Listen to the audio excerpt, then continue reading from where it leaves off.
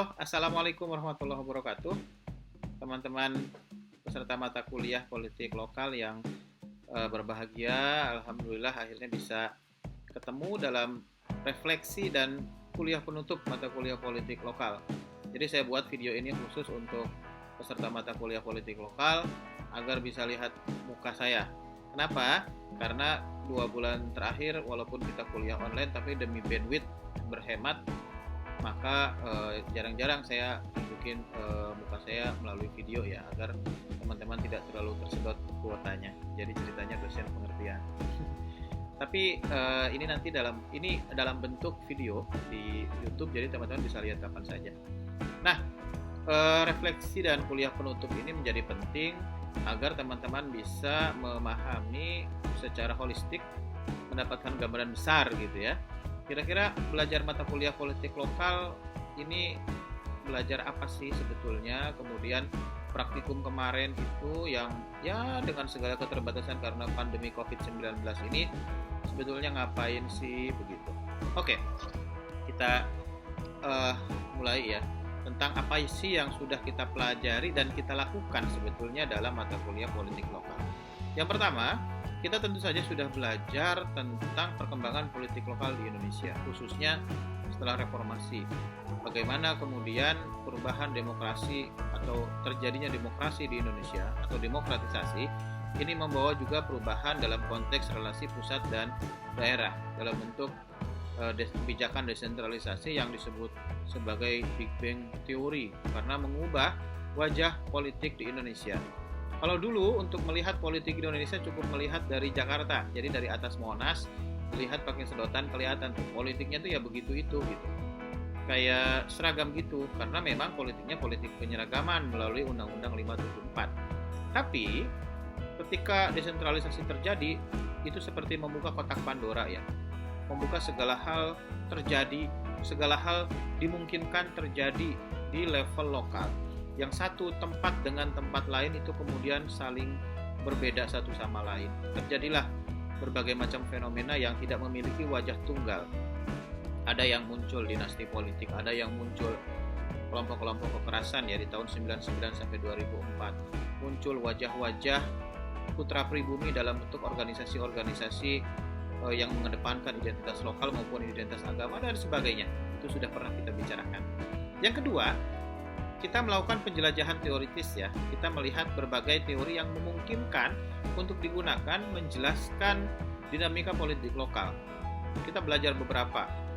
Kita belajar tentang misalnya teori lokal strongman untuk menjelaskan bagaimana kekuasaan yang ada di daerah dalam web-like society menurut Migdal itu kemudian bisa memunculkan orang-orang kuat lokal. Nah, kita juga belajar tentang bukan sanggahan tapi alternatif teoritis yang disampaikan oleh Jen Sidel melihat dinamika yang terjadi di Filipina, sehingga kemudian 2 teori inilah yang banyak sekali dipakai dalam kajian-kajian politik lokal di Indonesia. Kemudian ada banyak teori-teori lain termasuk dinasti politik atau kartel partai politik dan sebagainya. Yang ketiga, kita juga bicara kita belajar untuk mengamati dinamika politik lokal secara langsung. Teman-teman di awal didesain untuk turun ke lapangan, menemukan isu-isu lokal yang terbaru, isu-isu politik lokal yang terbaru langsung dari sumber primernya. Rencananya begitu. Kemudian kita juga sudah menuliskan dan mempresentasikan praktikum sampai minggu lalu dan sudah selesai semua, alhamdulillahirabbil alamin. Nah, kita juga sudah belajar relasi antara politik lokal mata kuliah kita dengan mata kuliah yang lain. Jadi kalau saya sering bilang mungkin mata kuliah politik lokal itu seperti hub ya. Dia memiliki keterkaitan dengan mata kuliah lain. Kenapa? Karena untuk menjelaskan dinamika politik lokal nggak ada teori yang standing alone lah, katakanlah begitu. Dia berelasi dengan misalnya pemilu, ada pilkada, ada pemilu legislatif yang dinamika lokalnya tersendiri, ada partai politik lokal yang kelakuannya itu beda dengan di tingkat pusat. Koalisi di tingkat pusat dengan koalisi di tingkat daerah kan kadang-kadang berbeda, ya kan? Nah, kemudian juga kita belajar tentang pemerintahan daerah, walaupun kita lebih akan melihat aspek-aspek informal dari pemerintahan daerahnya. Dan yang terakhir ya birokrasi. Kalau kita belajar birokrasi, kita hanya melihat struktur formal, legal formalnya saja. Dalam politik lokal kita melihat, jangan-jangan birokrasi adalah sebuah mesin politik dan dalam praktikum ternyata terbukti. Nah, itu yang sudah kita pelajari. Dan kita tadi berencana untuk mengadakan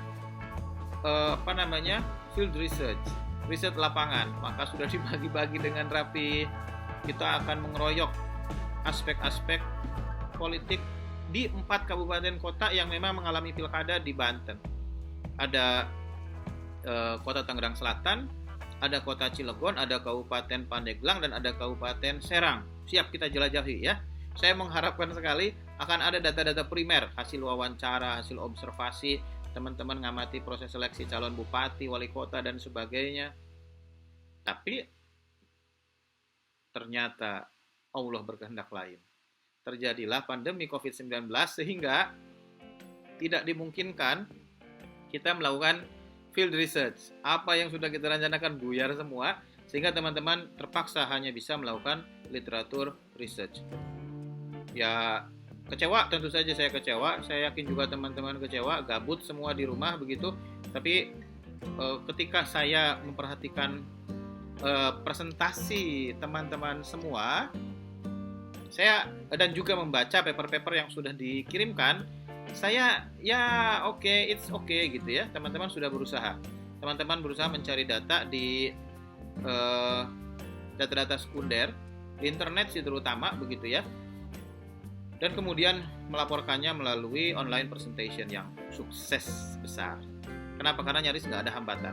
Kalau 1 orang 2 orang menghilang, 1 orang 2 orang menghilang tuh artinya nggak bisa ikut kuliah online. Padahal gilirannya presentasi, kemudian WA saya, Pak maaf sinyal hilang, ya itu harus kita maklumi. Itu namanya digital divide ya. Ada kesenjangan digital kan, satu mahasiswa dengan mahasiswa lain, satu dosen dengan dosen lain, ya mau gimana lagi. Tapi kembali ke substansinya, teman-teman sudah berusaha, walaupun tentu saja saya memberikan apresiasi lebih kepada orang-orang yang berusaha tetap mendapatkan data primer, tentu dengan mengedepankan keselamatan. Misalnya menghubungi lewat telepon atau WhatsApp kepada narasumber yang ditargetkan begitu. Ada yang berhasil, ada yang tidak begitu.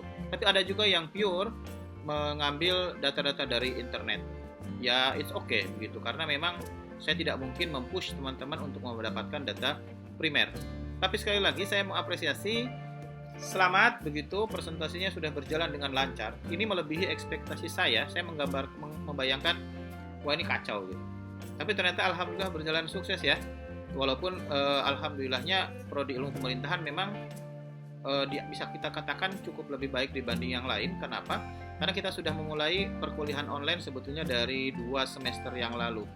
Dari mata kuliah anti korupsi kita sudah online, kemudian semester lalu sudah beberapa mata kuliah yang memang juga online. Jadi ketika ada pandemi dan harus online, presentasinya berjalan dengan cukup sukses. Tepuk tangan buat kita semua. Yeah. Nah, selanjutnya praktikumnya kita fokus ke beberapa hal, karena memang tadi saya bilang kita fokus ke 4 daerah yang akan melaksanakan pilkada serentak di tahun 2019 ini.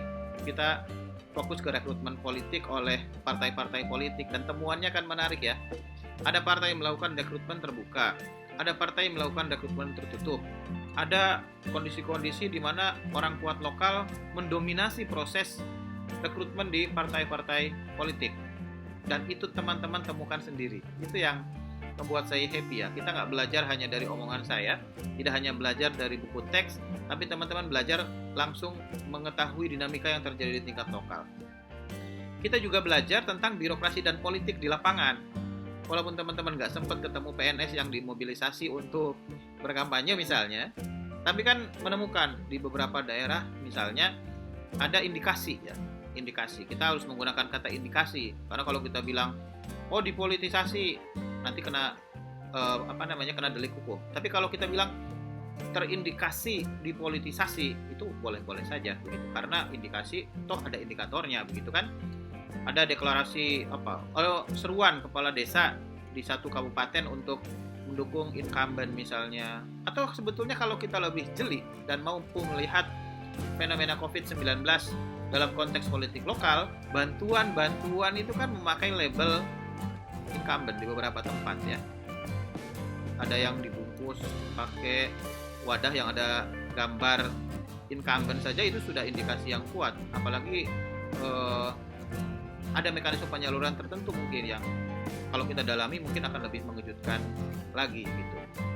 Jadi teman-teman sudah belajar bahwa birokrasi itu bukan sebuah mesin pemerintahan yang hanya menjalankan kebijakan publik saja, tapi juga dalam konteks politik seringkali dijadikan sebagai mesin politik dari mereka-mereka yang biasanya sedang berkuasa. Dan teman-teman temukan sendiri, itu luar biasa, dan berbagi kepada yang lain kan.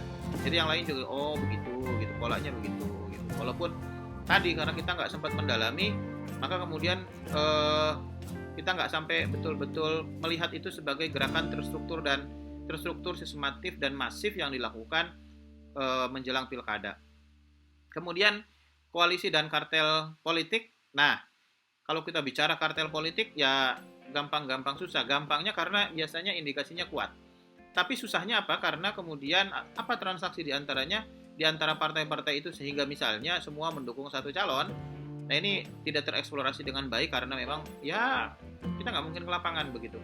Tapi ketika melihat proses rekrutmen yang misalnya berjalan dengan amat kompak satu partai dengan partai lain, itu kemudian menjadi indikasi ini ada apa gitu. Karena ketika kita bicara rekrutmen politik, maka sebaik-baiknya partai politik kan mencalonkan kader sendiri untuk menjadi kepala daerah. Dan partai politik itu kan didefinisikan sebagai organisasi yang berebut kekuasaan.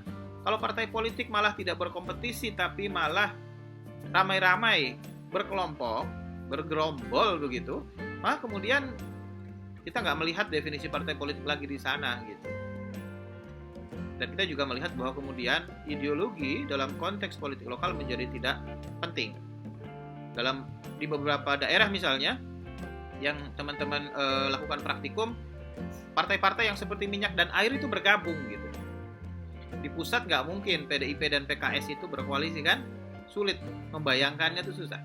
Tapi di daerah itu terjadi.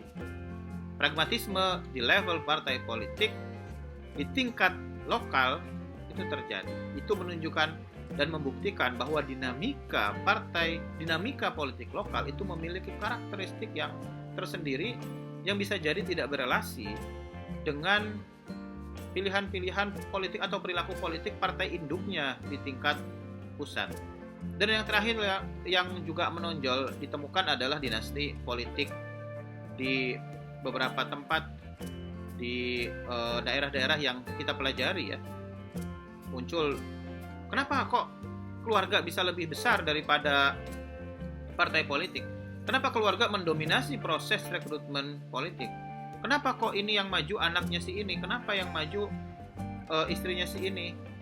Kenapa kok yang menentukan kok si orang ini bisa orang ini bisa lompat satu partai ke partai yang lain kayak ganti baju aja atau kayak ganti jaket aja gitu, demi untuk maju menjadi kepala daerah. Jadi kemana tadi ideologinya begitu? Kenapa family atau keluarga menjadi lebih penting? Nah, ada teori 7M yang pernah kita pelajari ketika membahas teori dinasti politik. Nah, silahkan diterapkan di sana. Ada waktu nih, seminggu perbaikan paper ya. Aspek teoritis saya lihat masih terlalu kering. Jadi tolong dipertajam lagi analisisnya begitu. Oke, jadi masih ada waktu 1 minggu saya berikan sampai tanggal 11 untuk kelas B dan A. B dan kelas Selasa lah. Saya pun suka lupaan terus ya. Kelas Selasa ngumpulin Selasa depan, kelas Rabu ngumpulin Rabu depan ya. Paper kelompoknya beserta dengan jawaban UAS. Kenapa saya tetap bikin UAS? Karena saya harus menilai juga kemampuan teman-teman secara individual. Nggak fair kalau misalnya nilai satu orang dengan orang lain sama karena papernya sama gitu. Saya juga pengen lihat penalaran individunya. Jadi UAS take home test individual. Jelaskan isi paper kelompok Anda dalam 500 kata dengan bahasa sendiri. Awas loh, jangan copy paste ya. Satu dengan yang lain nggak boleh sama. Karena kalau sudah sama, saya nggak tahu siapa yang nyontek, siapa yang dicontek, ya kan? Lah kalau nggak tahu siapa yang nyontek, siapa yang dicontek kan, saya diskonnya itu ya nanti sama gitu. Diskonnya cukup gede. Maklum kan mau lebaran kan diskon di mana-mana. Kalau udah didiskon nilainya, maka ya kasihan yang dicontek. Jadi tolong kerjakan sendiri-sendiri, gunakan bahasa sendiri-sendiri, dan kemudian tuliskan hanya 500 kata saja, paling cuma satu halaman. Satu halaman lebih dikit, ya. Oke. Kemudian isinya setidaknya mencakup 5W 1H. Jadi jangan kadi tuh kalau kata orang Pandeglang, jangan kesana kemari nggak jelas ya. Harus jelas aspek what, apa sih yang diteliti dalam praktikum kemarin. Who, siapa sih aktor-aktor politiknya? Why, mengapa sih itu terjadi? Kenapa sih misalnya rekrutmen calon independen itu pengen maju gitu, itu kan why. When itu kapan sih terjadinya? Kemudian where, di mana sih? Kan sudah jelas ya, teman-teman sudah dibagi daerah masing-masing. Kemudian when sudah ya. Kemudian ini salah tulis. Kemudian how, bagaimana sih prosesnya terjadinya begitu. 500 kata saja. Kemudian disertai dengan penjelasan teoritisnya. Teori jangan sampai ketinggalan karena ini akademik. Oke. Nah, dikumpulkan bareng paper kelompoknya. Jadi tolong kumpulkan juga papernya. Jadi Anda email 2 hal. Pertama, paper kelompok. Yang kedua, jawaban UASnya. Saya akan membandingkan benar nggak jawaban UAS merefleksikan isi papernya. Jadi saya bisa lihat yang ngerjain sama yang nggak ngerjain. Walaupun kelompok silahkan saja kalau ada yang mau ngasih laporan rahasia ke saya misalnya, Pak, si X nggak ikut ngerjain sama sekali. Nah juga saya akan berikan treatment yang adil. Gitu kan orang harus adil. Nah dikumpulkan tanggal 11 kelas C dan A dan tanggal 12 kelas B, bener kan ya? Pokoknya kelas Selasa dan kelas Rabu lah, ya kan? Oke, pengumpulan kemana? Saya pengennya pakai Spada, tapi saya khawatir ada problem. Jadi karena beberapa waktu terakhir dan ketika UAS saya yakin volume kerja Spada akan trafficnya tinggi banget. Jadi saya sudah buat email yang khusus. Emailnya uaspolitiklokal2020@gmail.com. Nah, khusus, jadi isinya cuma tugas UAS politik lokal doang. Jadi aman gitu. Dengan subjeknya ya. Judul email subjek itu. UAS, nama, kelas, kelompok. Tolong diikuti agar saya klasifikasinya itu gampang, memudahkan untuk menilai. Sekali lagi dikumpulkan ya sesuai dengan pengumuman ini. Oke, nggak boleh lama-lama karena kuota. Jadi sekali lagi, ini proses belajar yang sebetulnya begini. Saya ingin teman-teman mampu memiliki sensitivitas, sensitivitas untuk melihat dinamika politik lokal yang sedang terjadi di sekeliling kita. Karena itu kemarin tugasnya nggak jauh-jauh, kita di Banten aja, dibagi lagi di tempat-tempat yang paling dekat gitu, agar kelihatan. Sebagai warga kita bisa melihat dinamikanya seperti apa sih gitu. Saya dulu sering bilang ya, kalau kita belajar politik itu kita harus sering-sering suuzon, berprasangka buruk. Oh jangan-jangan nih pandemi corona dimanfaatkan politisi buat mendapatkan popularitas. Bisa banget, tapi harus didukung oleh data. Karena itu yang kedua, saya juga selalu tekankan, kalau kalian mau menulis politik, mau melakukan riset politik, maka kemudian hal yang juga harus diperhatikan adalah kita harus mampu melihat apa yang nggak kelihatan. Aktor-aktor terpenting dalam politik biasanya aktor-aktor yang juga tidak terlalu banyak kelihatan di muka publik. Maka ketika kita bicara local strongman atau bos lokal, kadang-kadang mereka juga tidak terlalu muncul di dunia politik. Apalagi kalau kita ikuti Prof. Syarif Hidayat yang bicara shadow government. Yang namanya shadow itu kan bayangan ya. Bayangan itu ya nggak terlalu kelihatan gitu. tapi mendominasi. Nah, itulah yang diharapkan sehingga nanti ini akan mendukung ketika teman-teman masuk ke fase selanjutnya, masuk ke metodologi ilmu politik, masuk ke skripsi dan sebagainya, sensitivitas untuk melihat dinamika politik di sekitar kita, mampu menangkapnya dengan tajam, mencari datanya dengan baik, ini kemudian bisa terwujud. Semoga kita semua diberi kesehatan oleh Allah Subhanahu wa taala. Kemudian mohon maaf lahir dan batin karena sudah menjelang lebaran, dan salam untuk keluarga. Assalamualaikum warahmatullahi wabarakatuh.